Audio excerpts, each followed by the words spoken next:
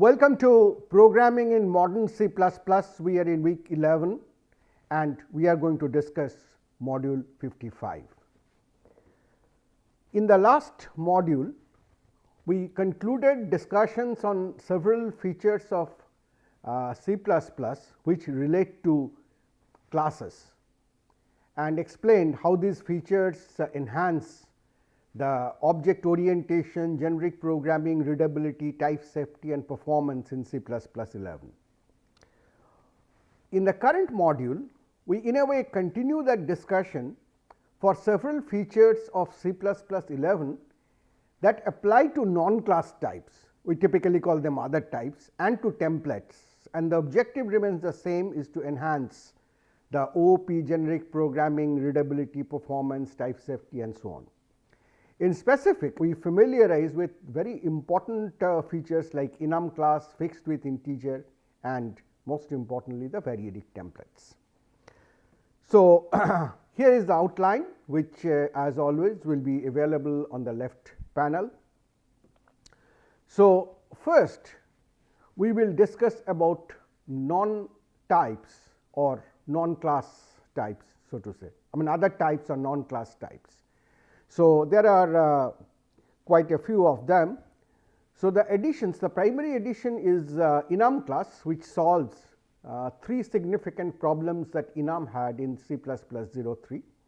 Then we have integer types to discuss, particularly the fixed with integer.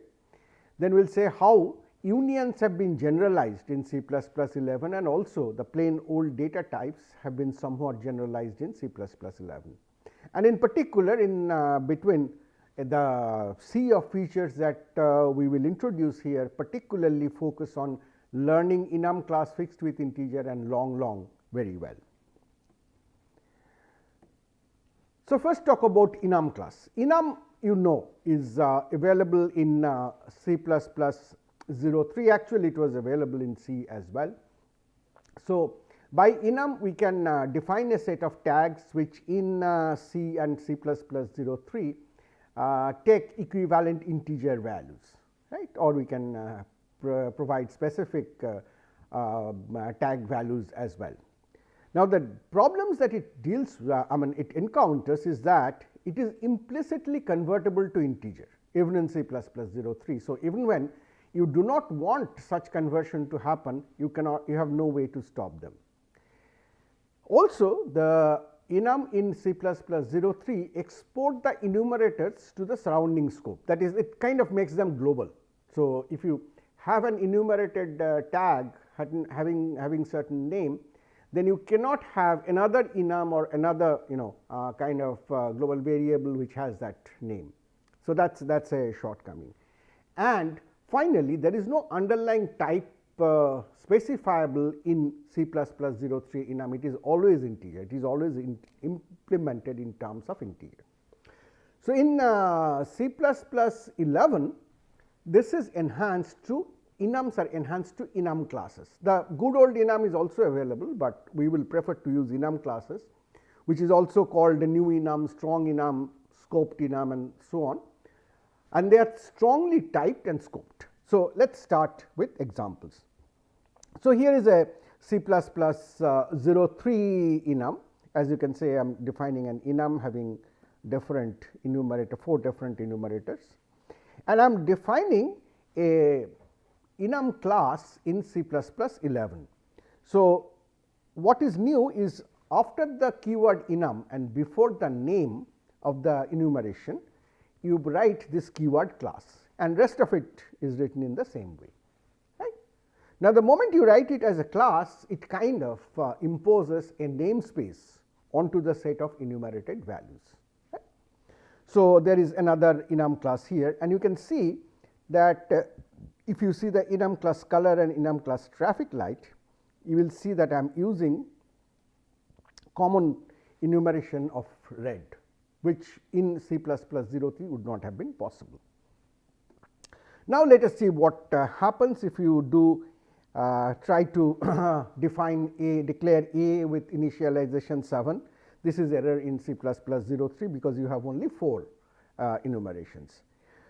In color, if you want to do the same thing, you will also have an error, because if you want to do this, first of all, the first error that you get is because 7 is an integer and color is now a defined class, an enum class. So, there is no conversion available between them. Now, old ones like assigning red to A2 is possible, because alert can be converted to int, as you know, in C++03. Now, if you take alert : red specifically, then it is an error in C++03, because in C++03 the names were global. Now, we are writing it in a scoped manner. So, this is okay only in C++11. If I try to set blue, it is obviously an error because it is not in the scope, but if I say color : blue, then it is fine. But I cannot define a variable of type int and initialize with color : blue, because color : blue has a different type than int and there is no conversion. I can only have a variable of type color to be able to do this, right. I can only have this, right. So, that is the basic thing. So, let us look at these 3 aspects one by one. Let us talk about scope. So, here I have defined 4 enums in C++03 and they will have severe problems, because silver is common between them, gold is common between them, and so on. But if you look at semantically, then these are not synthetic examples. So, in terms of color, you will certainly consider bronze, silver, gold as color. In terms of Boolean, that is the coins, currency coins, you will certainly have silver and gold. In terms of metal, you will talk about silver, gold, platinum as metal.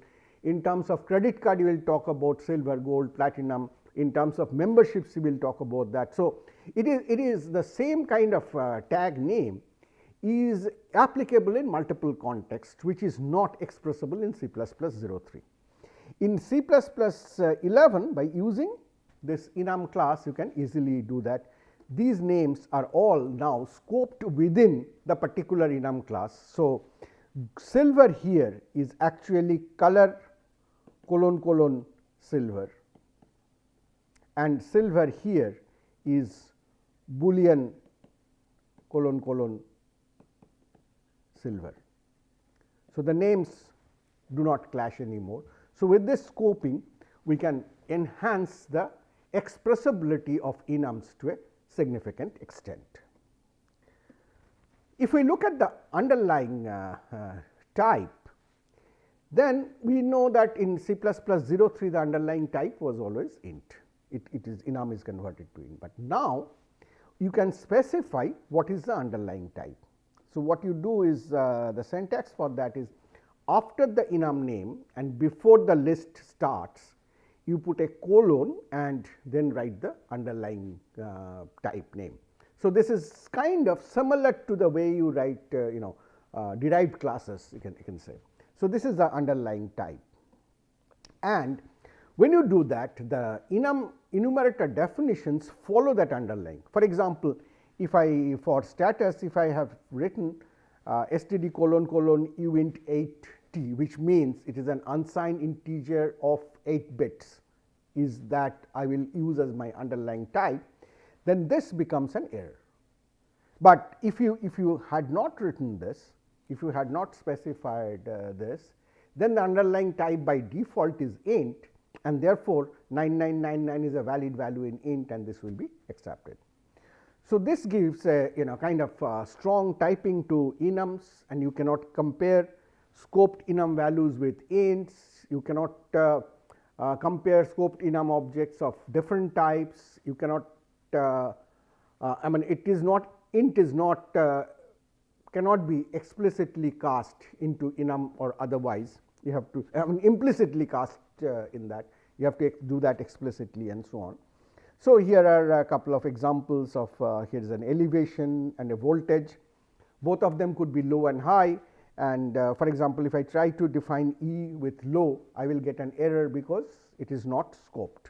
I have to write it whether I have to specifically say that it is elevation : low. Similarly, voltage : high. I cannot compare E with voltage : high because E is of type elevation and voltage is of voltage : high is of type voltage. So, you can see that basic difference, that is kind of the notion that we have strong typing in terms of classes come in here with the convenience of having the tags of the enums. Finally, with these another big advantage that you get, you can now forward declare enums. So, if you try to just say that, well, I want to say that I have an enumeration, but I am not right now, I am not sure about the enumerators and I do not want to list them out. You cannot do that in C++03. So, if you just write enum this, then it will give you an error saying that the size is unknown, because unless you give the list, the compiler does not know the size. But if you write it like this, saying that the underlying type is such and such, then the compiler immediately understands that you are talking about, not talking about enum in C++03, but you are talking about an enum class, even though you have not written the keyword class. But from the syntax of the underlying type, the compiler figures out that you are talking about an enum class, and it will allow you to specify this without the enumerators being specified. Similar thing can be done here, and then it can be used in terms of passing to passing as function parameters and so on. Of course, before the actual execution, you will have to specify what the enumerations are, and only then the code can be generated. So, this gives enum class really a much stronger and much well typed behavior in C++03, C++11 compared to what you had in C++03, and you must start using them extensively. The next feature is about the types, integer types.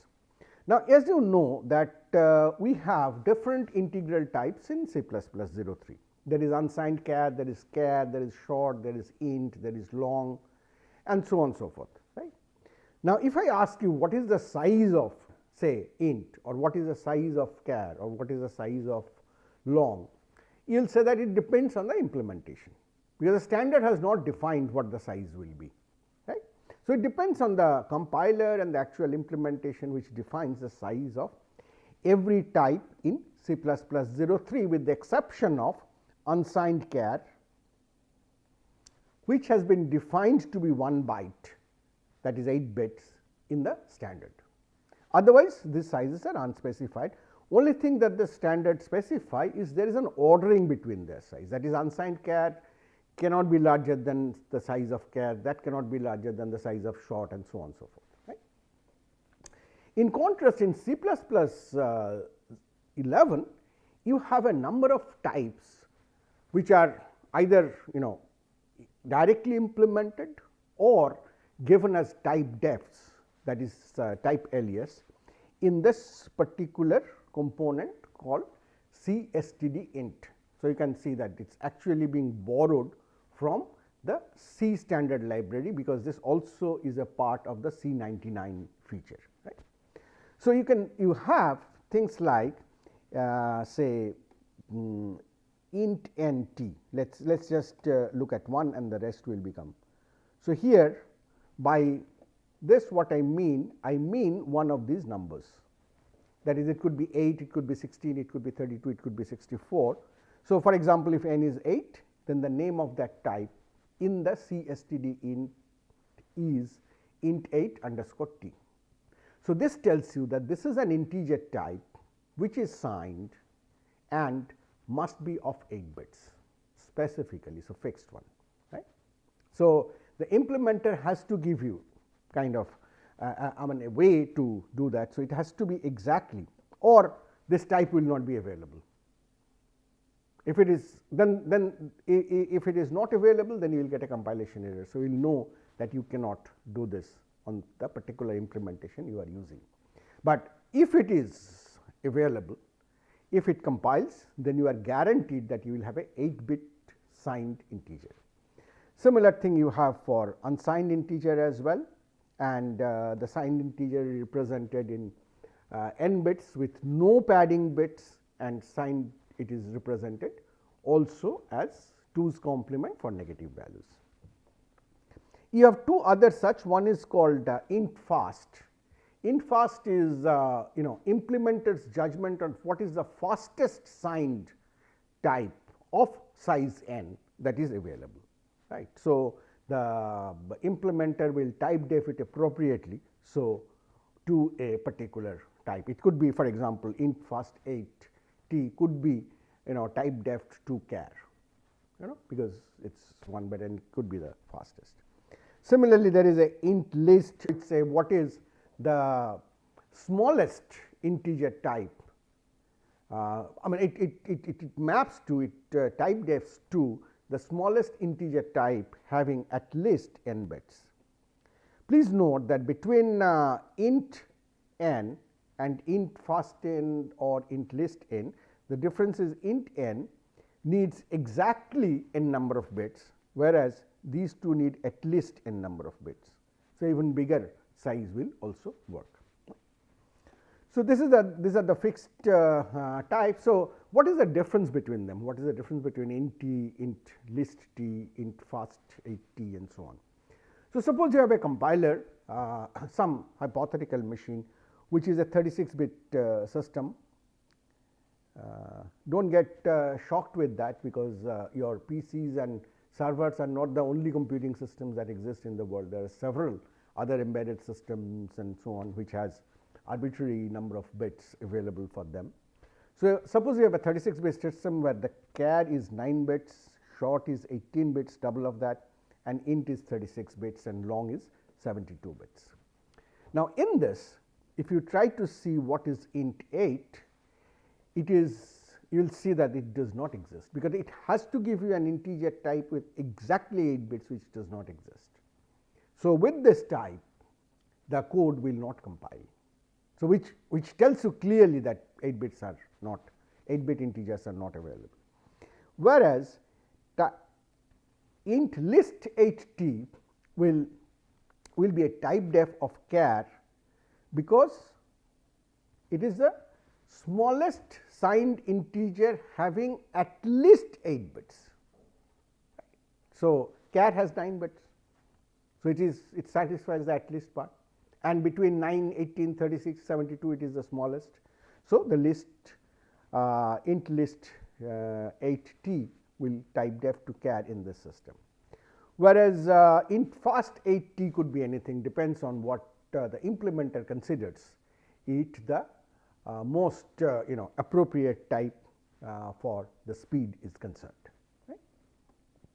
You also have in C++ 11 a new type called long for integer, which is meant for 64-bit integer. So, here is an example of a long variable being declared with a literal, but mind you that you cannot write long, or you cannot write short long, those things do not make any sense. Besides that, several extended precision, but the biggest take back for you from this should be that fixed width integer types are possible now in C++ 11, and in terms of 64-bit computation, you have the long as a new integral type for 64 bits.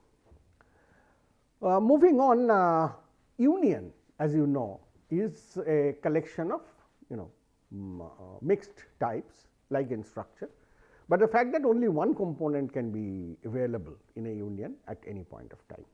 So, this naturally creates a problem. Suppose if I define this as a union, I do not know which of these components is being used. Therefore, to construct the object of this union, which constructor should I use? Constructor of int, maybe, which is the POD default constructor, or the constructor of complex, or the constructor of string. So, therefore, C++ 03 does not allow any component of a union to be a user defined type having constructor, destructor, assignment and so on.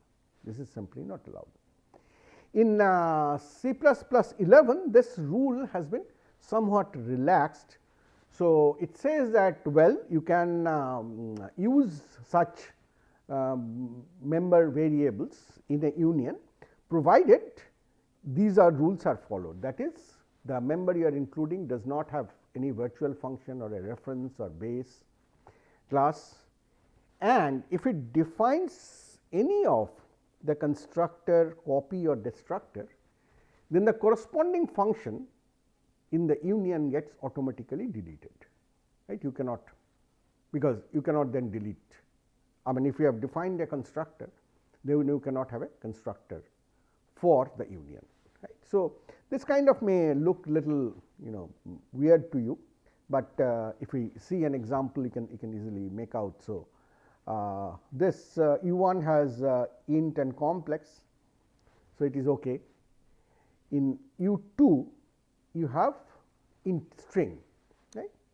So, if you try to, this is an error, because the moment you have U2, then the string destructor will cause that U2's destructor is deleted. So, there is no destructor, so U2 cannot be defined. So, you will wonder as to why then have this.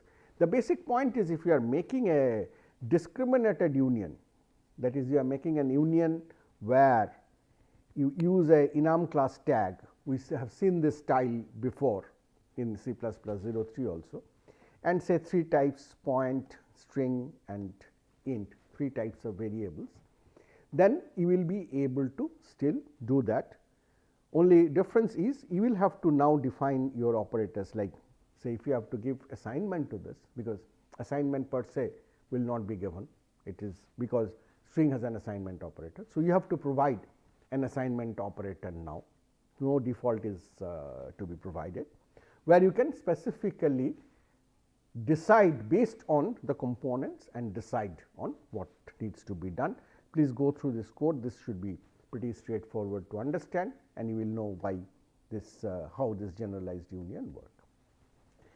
There is a some generalization of the plain old data types also, which are bitwise copyable by memcopy or initializable by memset, like if I had a struct without any constructor. Now, that is a plain old data type, because that is a bit pattern. In terms of C++03 also, these kind of classes or structs are also considered to be a plain old data type, because what it is actually doing is basically assigning a pattern to the data member, right. So, again the plain old data type extends a lot with 2 basic rules. One is any structure is a plain old data type provided all members and bases are plain old data type. Everything inside is plain old data type. So, that I can bit copy everything, bit initialize everything, and naturally there is no virtual function, no virtual base, no reference and no multiple access specifier. All access specification has to be the same. So, the crux of the thing is that it becomes in C++11 a data type becomes a plain old data type if it does not make a difference whether I have a constructor or I do not. In terms of the layout or in terms of the performance, if it does not make a difference, then it becomes a plain old data type. I am not going into the details of that, just the notions are important, because in terms of actual programming, I would not advise that you use these as plain old data types in general. These are meant more for the experienced library programmer, and you should restrict, but you should know that such kind of codes are expected. Now, let us move on to templates. So, there are varied extensions to templates. First, there is an external template, template alias, variadic template is the most important, local type arguments, right angle brackets and variable templates. Of these 2 are the most important ones. External template is simply, if you have a template, I have to instantiate it at multiple places, then naturally it is expanded at every instantiation phase, whereas those instantiations for the same template type parameter would be identical. So, it allows C++11 allows that you can use the instantiation of a template, but tell the compiler that don't instantiate it here, it will be instantiated somewhere else. So, in some other file it is instantiated and used. So, it is basically a performance issue for the compiler, not a great thing for really the programmer's semantics. Template alias is nothing but using a different name for a template with one or more of its parameter types already specified. There is a detailed discussion here, but what I want to really make you to note is consider this example. Suppose you have defined a class matrix as a template. Naturally, you will have 3 template parameters. One is the type of the element, and there are 2 non-template non-type parameters like int, line, number of lines and number of columns. Right? But specifically, you also want to deal with squares and vectors. What will happen in a square? The line and column must be same. What will happen in a vector? In the vector, the number of columns should be 1, right? It's a linear one. So, this is what you can do using the template alias. For example, take that matrix template, you are making both of them same and defining a new template with T and line and giving it a name square. This keyword use of this keyword using here allows you to do that. So, square now becomes an alias for this matrix template, where you can just provide the type and the line, and it will use the matrix template with the line and the column both being same as the line. Similar thing you can do for a vector as well.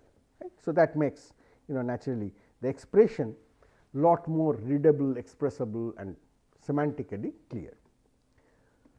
Now, what is a significant contribution of C++11 in terms of templates is what is known as variadic template.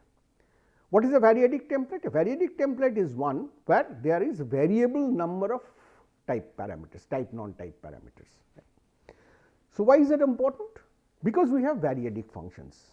The most well known variadic function is printf, right, where we know that we have a one parameter, first parameter is must, which is format string, and then we just say ellipsis dot dot dot to mean that there could be any number of parameters, and that is a real sore for the type checking, because in the code you do not get to see what the type is. Corresponding the format definition like %d, %s with the actual parameter type is user's responsibility. So, printf is a really sore area. Using variadic templates, you can do this, get rid of this by specifying the printf in a very type safe manner. What you do first is you write a template just for the write a template function just for the format string. So, you have the format string s, and you will have percentage or percentage. If you have if you do not have any of that, then naturally then it is not valid. Otherwise, you just print whatever text is given. What is there in the format string? There is %d, %s like that. There are certain character strings or %. So, here you take out those and anything in the character you print. So, that is how you deal the format. Now, you do what is the variadic template. Here note carefully that I said that there has to be a first type T, and then there are dot dot dot variadic number of template parameters.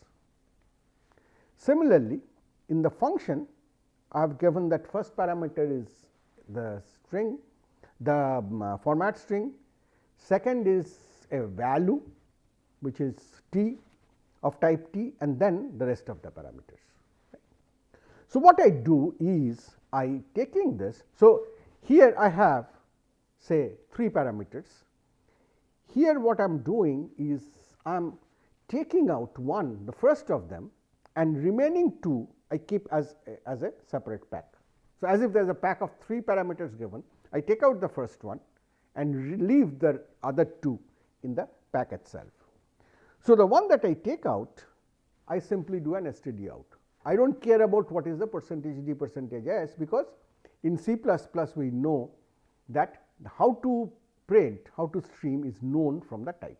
So, I use that feature, and then I simply recur, and when I recur I use the format string again as a first parameter here, and rest of whatever is remaining. And if I do that, then naturally it will keep on, you will call this function itself with one less parameter. Then again it will call this function itself with one less template parameter till it has only the format string left, in which case it will call this particular version. So, that is the typical way the recursion works, though you may not strictly call it a recursion. This is called variadic template. This is not strictly called a recursion, because in recursion you expect the same function to be called recursively, but here every time the function is changing, because every time the function has certain number of parameters, where a bunch of parameters are packed, and when it calls the next version it actually has reduced one parameter from the pack, right. So, that is what the printf does. So, you can think of I mean, if you think about lambdas in C++, you will know that this basically is a kind of a functional programming at the compile time that we are doing, right. So, it's printf is just, so this is a very easy way, very short code, and if you actually look the printf code in C, it is a very huge one. It is a very short code, which is a very type safe way to print anything that you wanted to print in that way. In fact, it allows you to also print user defined types, provided you have overloaded the output streaming operator appropriately. Now, let us think about doing this to build an adder. Suppose I want to build an adder function to add arbitrary number of values, right. So, I define an adder function first for one value, single value. So, I say if it is a single value to add, it is that value itself. Otherwise, I use variadic template. What do I do? I say that I have two things. One is I have the type of the value being added, and the other is I have a pack of parameters. In the recursive or variadic call, I define adder with the first parameter from the pack. I call it first. It has to have the type T, right, and I leave the remaining function parameters within the pack, right. It will stay there. And then what do? I have the first value. So, what is the addition of the entire thing? Is the first value plus whatever is the addition of the remaining pack, which is a recursive call with the remaining function parameter pack. So, if I try to do this on adder 1, 2, 3, 8, 7, it will give me 21, and this is how it actually expands. So, what I have used here for demonstration, I have used a macro from GCC, online GDB compiler that you are using, so that you can try out. So, that will tell you for every variadic expansion what is it being expanded onto. So, what happens is when you first try to instantiate call this template. So, what will happen is first parameter is int, T is int, right. So, that goes there, and the remaining 2, 3, 8, 7 is packed into 4 ints, right. So, you have 1 plus the remaining has to be added. So, you go to the recurrence. As you go to the recurrence, now you are expanding on 2, 3, 8, 7. So, this was 1. So, this now becomes 2. The first one is gone, and what you are left with is just 2, 3, 8, 3 in the pack. So, you have 1 plus, 2 plus, 3 plus, 8 plus, goes on in this way. And when you hit this, you call t with int, which is basically the exit function call.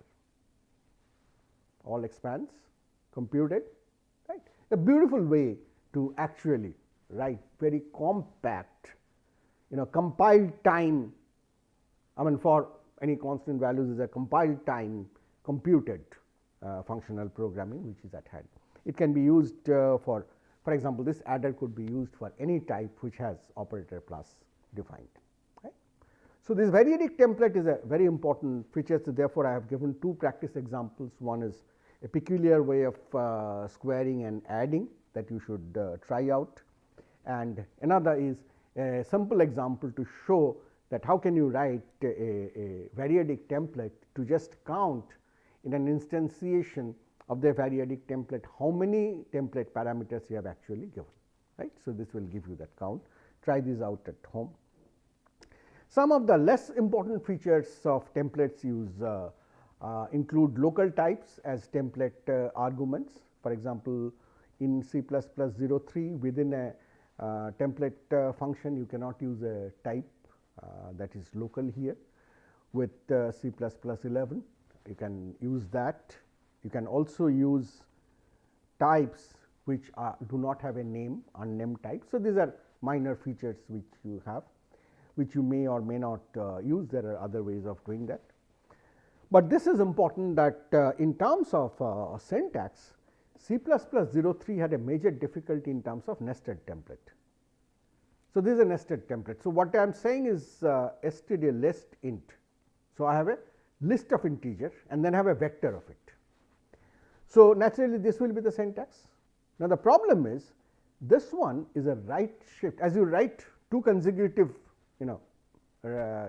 right angle bracket, then it actually represents right shift in C++03. So, C++03 gives you an error and you have to write it, remember to write them with a gap, right, which is unnatural. In C++11 this problem has been solved. So, you can write them as consecutive symbols. But this certainly means that when you want to write specifically about shifting along with the template expansion, you will get into subsequent errors and you will have to guard them by putting proper parentheses, which is a very rare case, but this is a big advantage.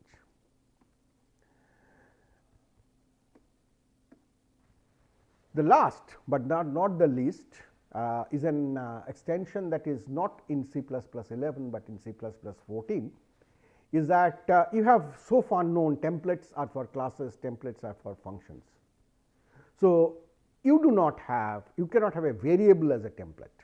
So, if you want to have that, then you have to define a class, define it as static within that and so on and so forth. But in C++11, you can simply have a variable as a template. So, here n is a simple variable. So, you say n is of type t, you can also specify a default value for that and use it simply in this way. This is something which was earlier restricted only to classes and functions, but in C++14 you can have variables also which are templatized. There is a bigger example below here which illustrates the same thing. It could be just a variable or it could be a constant variable and so on, but its instantiation will actually create that variable in your code. So, that brings us to the end of this module, where we have introduced several features of C++11 for non-class types and templates with examples. And I remind you again that it is very important that you learn the non-class type features like enum class and fixed width integer, and among templates the variadic templates will be very, very important to work with. Thank you very much for your attention. See you in the next week.